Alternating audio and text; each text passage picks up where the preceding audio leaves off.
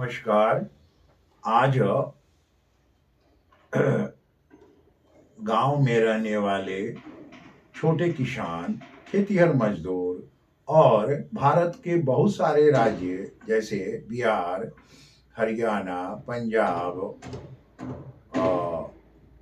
राजस्थान, महाराष्ट्र, गुजरात, जिन राज्यों में मोटे अन्न पैदा होते हैं उनके बारे में सरकार की थोड़ी सी नीति के बारे में चर्चा होगी।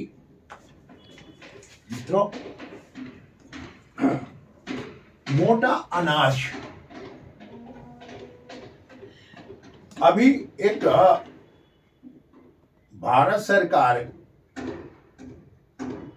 का संसद में प्रधानमंत्री और विपक्ष के नेता सभी बड़े देश के नेताओं ने बैठकर बाजाबता मोटा अन्न का यानी बाजरा का रोटी और खिचड़ी का स्वाद लिया। उसके बारे में हम जानकारी लेंगे।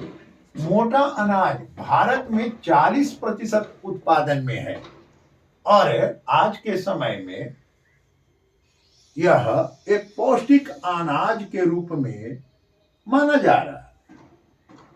अब के विद्वान, अब के उत्पादन प्रक्रिया में कॉस्ट भी कम है, किफायती कॉस्ट है, कॉस्ट भी कम है और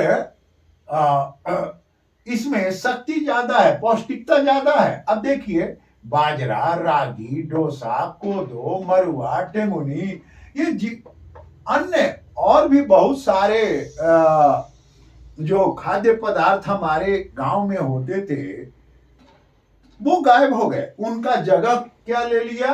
उनका जगह सिर्फ धान और गेहूं, और धान और गेहूं होने से बीमारियां भी बहुत हो गई। अब आज के बच्चे जिनकी आयु 20 बरस 25 बरस है, उनसे पूछेंगे कि कोदो देखा है आपने, तो उनको कोदो के बारे में पता ही नहीं है। टेंगुनी देखा है आपने, उनको पता ही नहीं है। मरुआ देखा है, उसका पौधा कैसा होता है, ये नहीं देखा। स्वाभाविक है, ये जो फसल है और इनमें लागत, ये फसल उपजाने में लागत कम आती है। कम लागत में उत्पादन अधिक है, पौष्टिकता अधिक है और इस समय बाजार का भाव भी इनका अधिक है। चावल और गेहूं के उत्पादन से ज्यादा मूल्य इनका बाजार में है। अब जरा सा आप यहां देखें, भारत सरकार जब प्रधानमंत्री और विपक्ष के नेता संसद में बैठकर ये भोजन किए तो स्वाभाविक है सभी पत्र पत्रिकाओं ने इसे प्रकाशित किया। भारत सरकार की योजना है कि 14 राज्यों में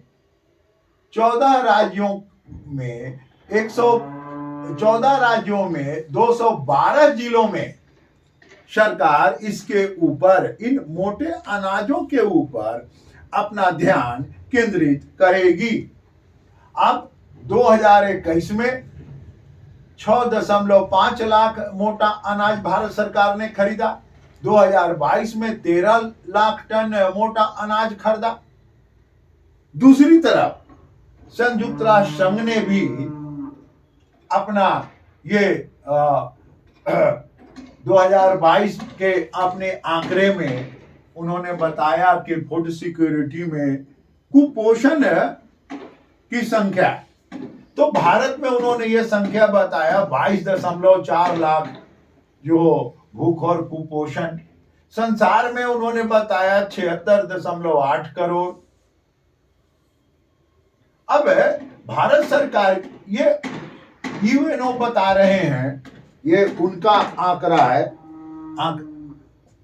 लेकिन भारत सरकार जो इस समय भारत G20 का अध्यक्ष हो गया है, 2023 के बैठक में मोटा अनाज के ऊपर जागरूकता पैदा करेगी और सरकार का उद्देश्य है कि इसमें, जिसमें किसानों को कम लागत में, कम खर्चा में ये फसल बाजरा, रागी, डोसा, कोदो, मरुआ, टेंगुनी जई, ये सब उत्पादन हो जाता है कम पानी देने में उत्पादन, और बाजार में उनका लागत ये है, सरकार अब ये फसल को खरीदेगी।